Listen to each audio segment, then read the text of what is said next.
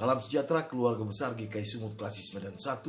Saya percaya kita semua boleh menikmati hari baru yang berbahagia, yang penuh dengan sukacita ini. Dan saya juga percaya bahwa setiap pribadi keluarga dan seluruh warga jemaat yang bernaung dalam lingkungan Klasis Medan 1 akan senantiasa diliputi oleh damai sejahtera dan sukacita dari waktu ke waktu. Walaupun mungkin kita berada dalam pergumulan hidup yang berbeda-beda, tetapi percayalah, di tengah-tengah kancah pergumulan seberat apapun, Tuhan Yesus hendak menyatakan kasih-Nya bagi Anda dan saya. Dan saat ini kita akan mendengarkan firman Tuhan. Mari kita berdoa terlebih dulu. Kita berdoa. Ya Tuhan Allah, berkati kami dengan firman-Mu, sehingga firman ini menjadi landasan yang kokoh bagi kami menjalani hari baru kami di hari ini. Dalam nama Tuhan Yesus kami berdoa dan mengucap syukur. Amin. Bapak Ibu yang diberkati Tuhan, saya membaca firman Tuhan dari kitab Kejadian 37 ayat 18. Demikianlah firman Tuhan. Dari jauh ia telah kelihatan kepada mereka, tetapi sebelum ia dekat pada mereka, mereka telah bermufakat mencari daya upaya untuk membunuhnya. Demikianlah firman Tuhan kepada kita semua. Berbahagia setiap pribadi, rumah tangga dan persekutuan jemaat yang selalu rindu diubah, dibaharui hari lepas hari dengan kebenaran firman Tuhan. Maka dia akan menyaksikan begitu sukacitanya, begitu berbahagianya, dan begitu melimpahnya berkat yang Tuhan anugerahkan bagi kehidupannya. Dan di bawah sorotan tema, jangan padamkan cintamu, saya mencoba untuk menyampaikan firman Tuhan ini. Bapak Ibu yang diberkati oleh Tuhan, sedikit latar belakang tentang ayat firman Tuhan yang kita baca ini.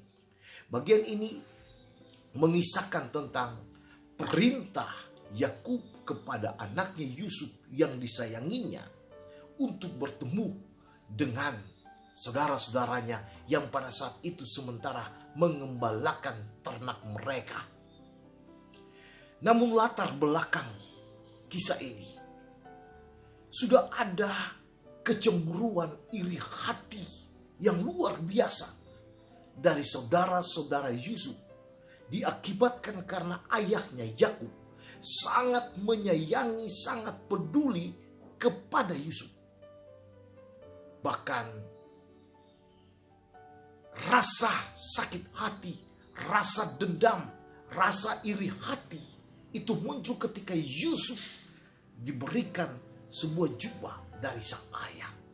Maka mereka bermufakat harus membunuh Yusuf. Dan ketika Yakub menyuruh Yusuf dan saudara-saudaranya melihat dia dari jauh, maka mereka mulai bermufakat untuk menyingkirkannya, untuk membunuhnya. Tapi saudara yang satu melarangnya untuk tidak membunuh. Akibatnya Yusuf pun dijual. Setelah Yusuf dijual, maka saudara-saudaranya bermufakat untuk menyampaikan berita hoaks kepada sang ayah. Mereka berharap setelah ayah mendengar berita kematian, hilangnya Yusuf ini, maka sang ayah akan lebih menyayangi anak-anaknya itu. Tetapi jauh dari perkiraan mereka, Yakub bahkan sangat bersedih. Yakub hatinya penuh dengan kesusahan karena ditinggal oleh Yusuf. Saudara-saudara yang diberkati oleh Tuhan Yesus, salah satu hal yang paling berbahaya dalam perjalanan hidup manusia, termasuk orang percaya, adalah sikap iri hati. Jelasnya bahwa iri hati itu dapat menghancurkan nilai-nilai persaudaraan, nilai-nilai persahabatan. Iri hati itu dapat menimbulkan rasa pedih yang begitu dalam, bahkan dapat menimbulkan permusuhan dalam jangka waktu yang cukup amat panjang, bahkan membunuh. Sikap iri hati itu merupakan sikap yang harus diwaspadai oleh setiap pribadi anak-anak Tuhan. Karena iri hati itu muncul dari nafsu nafsu yang tak terpuaskan dengan keberadaan pribadi seseorang yang melakukan tindakan untuk mengingini barang orang lain, untuk mengingini keberadaan atau posisi dari orang lain dengan berbagai macam cara. Dia akan merebut, dia akan mengambil milik orang lain tersebut. Artinya Bapak, Ibu, Saudara-saudara sekalian, iri hati itu tidak akan menghasilkan sebuah prestasi. Sebaliknya, hanya dengan mengukir sebuah prestasi dan berkarya untuk kepentingan sesama, kita tidak akan memberi kesempatan kepada diri sendiri untuk iri hati. Sebab sumber iri hati itu adalah ketidakpuasan diri, yaitu ego yang rapuh dan tidak aman. Karena itu Bapak Ibu Saudara-saudara sekalian, mengembangkan sikap iri hati itu berarti kita mengembangkan kepribadian yang rapuh dan semakin tidak aman. Sama seperti Amsal 14 ayat 32 mengatakan, hati yang tenang menyegarkan tubuh, tetapi iri hati membusukkan tulang. Jadi dengan demikian sikap iri hati hanya dapat diatasi bila mana kita mau mengembangkan sikap yang bersyukur kepada Tuhan dan perasaan yang puas dengan apa yang kita miliki yang merupakan anugerah terbesar dari Tuhan. Sehingga kita mampu menghargai berkat-berkat Tuhan yang ada pada kita. Dengan menghargai berkat Tuhan, kita akan dimampukan untuk menjadi diri sendiri secara otentik. Kelebihan orang lain akan mendorong kita untuk belajar lebih giat, mengembangkan sikap dan karunia-karunia, bahkan talenta-talenta yang dimiliki oleh kita. Kita mengembangkan setiap karunia dan talenta untuk membantu kekurangan orang lain. Dan kekurangan orang lain akan mendorong kita untuk membantu dan memperlengkapi mereka. Sebaliknya Bapak Ibu, orang yang iri hati tidak dapat melihat kelebihan orang lain sehingga memusuhi, merendahkan, dan dianggap memiliki kekurangan. Jika demikian, saudara-saudara, di manakah Anda berada? Berada memposisikan diri sebagai orang yang mau mendorong, mengembangkan karunia dan talenta yang Anda miliki, yang dianugerahkan Tuhan, atau sebaliknya Anda menjadi pribadi yang tidak menyukai kelebihan orang lain dan cenderung iri hati.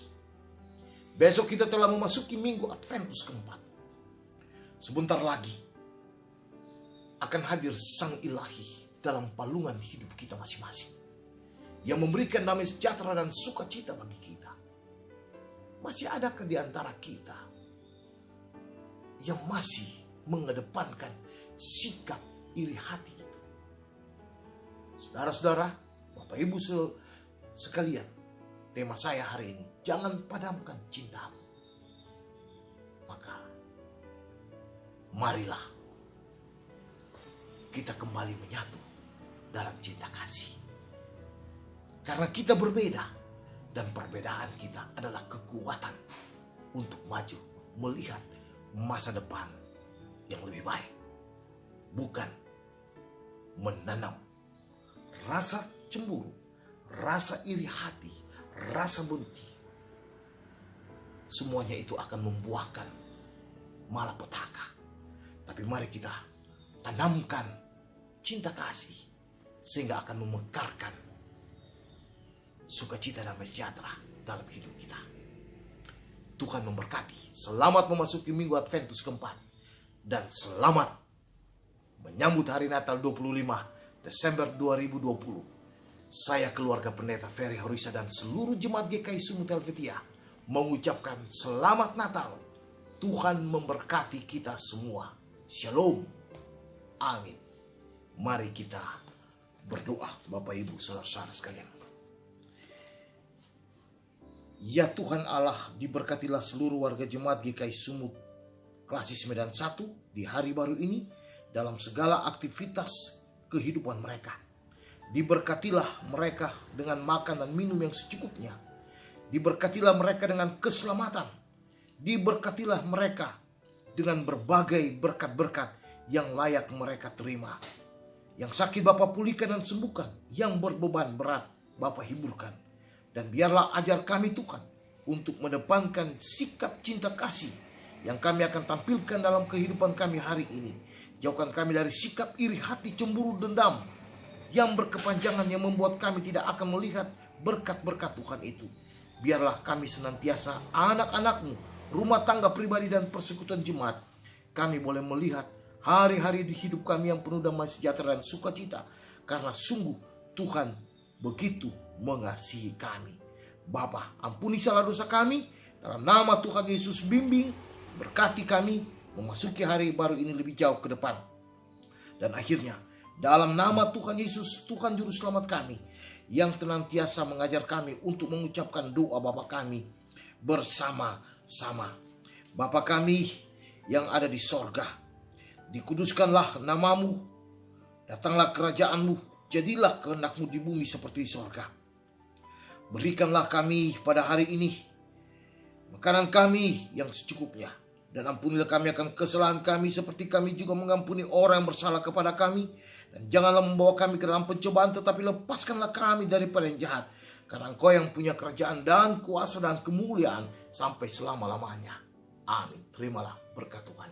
Kiranya damai sejahtera dari Allah Bapa, kasih Tuhan Yesus di dalam pertolongan Roh Allah yang kudus akan senantiasa memberkati keluarga besar Klasis Medan 1 hari ini sampai kekal Maranatha.